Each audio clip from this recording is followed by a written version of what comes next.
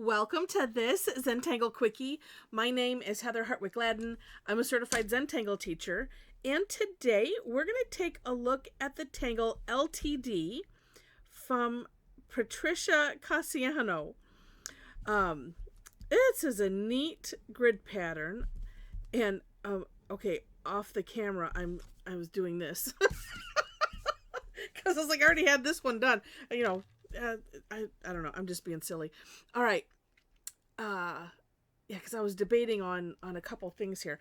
I was just going to do one big four square, which, you know what, I still can. But it's such a nice, simple grid pattern. It really, really is. Yeah, you know what? We'll do a 16 square. Don't mean to scare you. It sounds like a lot. It's not. But just to get, maybe more of the full effect of it. All right. So I'm going to start here, right? And did I need to turn it that way? No. All right. So here's what I'm going to do is it's just two C-shaped curve lines like this. And I'm following what's listed on the step out. And I just want to turn it so I'm using the natural curve of my hand. Okay?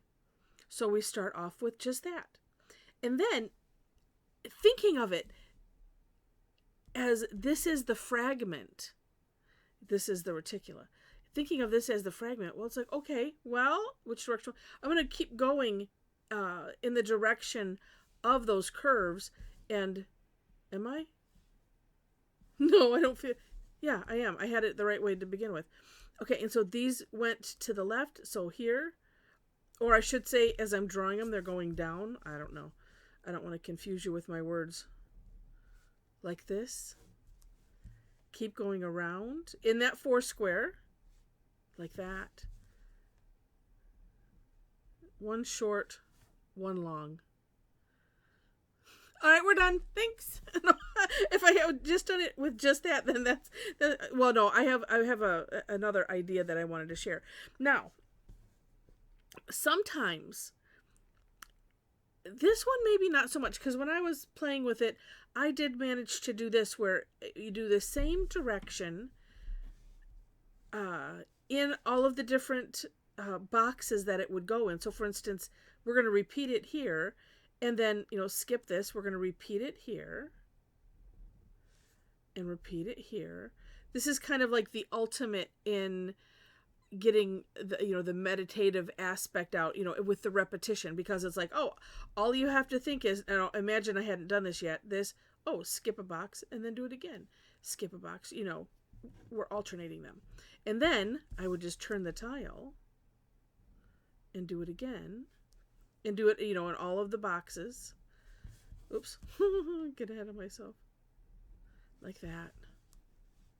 Then, same thing, turning it again. And if it's one that you really don't have to think too much about, like this one, except that I keep wanting to jump ahead. And then you just turn, same thing. And voila. And then you can just have fun and play and shade and etc. And it's just neat. But you do whatever works best for you. Like I said, I like to do that sometimes, but there are times, and especially when it's one of those more eyeball confusing tangles. And because we're all different, that's why I share both ways. Because, it could be, because, well, as you saw, I kept trying to pull ahead a little bit. And, that you just want to have a nice, enjoyable time, end up with, as best result as possible. And, that's it. So I'm going to do another one because I really like on Patricia's step out, this variation, concept. And then thinking of this as a fragment, because honestly, the whole idea with fragment and reticula is, here's your fragment. That's peeking out there, and you put it in a different direction, and that's what we did here. I'm going to make this one longer though, and that's what we did here. But we had them all centering around here. Well, what if you decided you wanted to have some coming off of here and some coming off of here? You can do it. I mean, honestly, you can do whatever you want. But one thing that I liked, and I'm going to start this the same direction, and I will do the complete boxes this time because to do something like this, in my mind, it's like, yeah, no, I need to, I need to do the whole thing just so I, have it right. And then all that I'm going to do is really just shift the second one. So I could have done this one the same. Well, and even though I know it's like I always have to glance back. It's like, wait, am I going the right direction? Like I said, just because I'm turning the tile so that way it's comfortable in my hand. All right, so have this, but then instead of doing the exact same thing down here, let's start one in the center.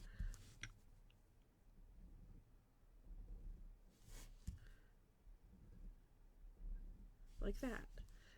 And sometimes something like this where, you're doing something a little different, it makes a heck of a lot of sense to, just do all at once. And then here, so if I was continuing this, okay, well, then I'd start over here, right? So that will match that, and then this one here. And Patricia does mention doing the smaller curve first, which is a good idea. That way you have something to, in my case, match, because some of them go a little longer, some of them don't. Okay, now this side. So this side is going to be this end. So, and this is my center. So I'm looking here, right? Yes. And of course, have fun. Yeah, sometimes doing things. I got that right? Yes. Okay, this way. And because this is a partial and it's just a little bit off, so goes my brain. And there you have it. Just shifting things over one. So if you're doing this on a larger grid, both of them will look really cool. It just depends on what you feel like doing. And then, as I mentioned, you could have them, well, I guess, I don't know, it would just turn out different, depending on how you wanted to structure. Oh, I'm going to have them come out of the outside corners. And if you did that, look at this. Wait. Let me see if I can get some different. Let me flip it over. If you did them coming from the outside, I have to have one more here, yes. Then you'd end up, could be something like that, and if it was this one. Okay, anybody? Okay, maybe you have to be old. I don't know. All of a sudden, what's popped into my head is those little games that had the little boxes, and it had one piece missing, and you'd have to shift the pieces around, so that way you would make the puzzle or whatever it was. That's what I'm thinking about here. But yeah, so if you did them on the outside corners, you would start off like that. But then if you have a bigger grid, it's going to end up to be kind of like that anyway. So just a lot of fun, all right, now shading, you can do a bunch of things. And let's do it on this one. One would be, you could do the exterior of the entire pattern. And we'll get these sides in here first. This one I'm imagining would be really neat, and not so hard to do on a lot smaller scale than this, with smaller boxes. It's definitely one that, I don't know if you've ever done this. I've only done it several times where, you draw your grid and then it's like, oh, wait, I've got a lot to put in there. It's not gonna turn out pretty. I mean, it does turn out neat, but it's just like, okay, let's get the magnifying glass out. So that's one way. Or, okay, so adding to this, we can put graphite crosswise. So basically just following the bigger grid pattern. You could do all of it if you want, depending on how big it is, right? You just don't want to have the graphite remorse and have it all be gray. But this is neat because it makes it look like actual tiles, right? Now, another thought that actually it looks like Linda did this in hers, and I like, she put little balls, little dots on the end, or small orbs, and that looks really cute too. So you can have fun playing however you want, it's all good. But I thought, like this, like we would do with, there's some tangles where it makes it look tufted.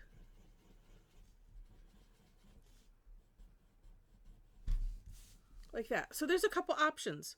Actually, on Linda's, and you'll see it if you click on the For More Inspiration link. She put little orbs, besides on the ends of all of the curve lines, in the intersections she did too, and it just has a cute look. So whatever you feel like, it's just rather neat. Oh, and then I didn't do this, but one of the variations that Patricia shows is doing kind of like a flux pattern around the outside of them, and that's kind of interesting. So anyway, play, have fun. That's what we do. All right. So if you enjoyed this, and I hope you did, please click on the like button. If you liked it enough to see more, would love to have you be a subscriber to the channel. I mentioned the description section several times. I always do my own version of the tangle, so you'll find that, and For More Inspiration, which is the link to Patricia's, and below that is my link tree. There you will find links to everything. So my social media, particularly want to highlight Facebook page. I'm most active on Facebook, honestly. I try to remember at least to go and click likes and stuff for all of my friends that I see posting, like on Instagram and stuff. And Pinterest is just a bit different. I'm gonna put it on my goal list to get back to posting more on those platforms. But my links are there, so we can connect. And but yeah, I'm mostly on Facebook, so you'll find a link to my page where you can follow me, and that, so if you're interested in classes and things like that, do follow me there, because I do post them there, and there's a couple other links as well for where I post classes.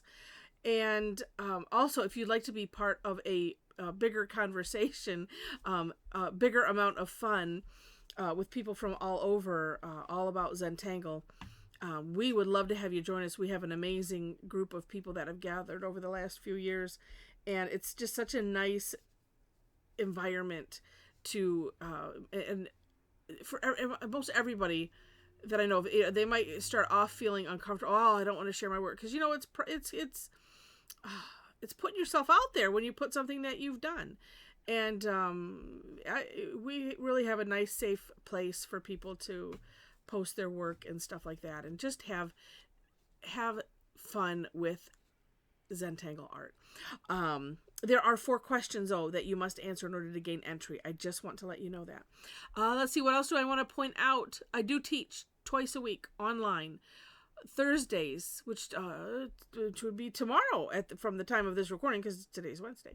And it's free. If you're looking at my stuff and you don't see a price on the top of the graphic, that means it's free. And so I do them Thursdays, 2 sessions.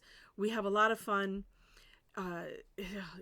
Too much fun sometimes. It's just amazing. I like, it's better than coffee. I don't drink coffee, but it's better than caffeine. It's like, I don't need to have caffeine on Thursday mornings and in the evenings, because it's like, oh, it's just way too much fun. Anyway, come join us, see for yourself. If you don't enjoy yourself, double your money back on the Tangle time only. And let's see, there is one Thursday, or excuse me, those are on Thursday.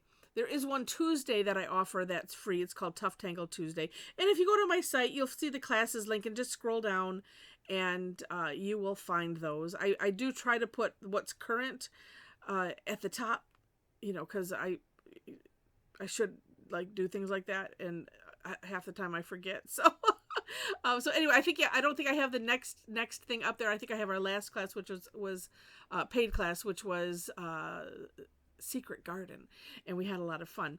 And you can purchase the replays though for those. So I leave them kind of up there at the top, just for that opportunity. But anyway, scroll down, find it, come join us for free, have fun. If you like it enough to invest, cash, depending on what what kind of class you're looking for, because I do offer a variety, but you can see from there what, if you scroll all the way down, you'll see all of the different classes that we have done. So, yeah, it's just about exploring and having just as much fun as we can squeeze out of this amazing art form. All right, so with that, thank you so much for watching, and I wish you happy tangling.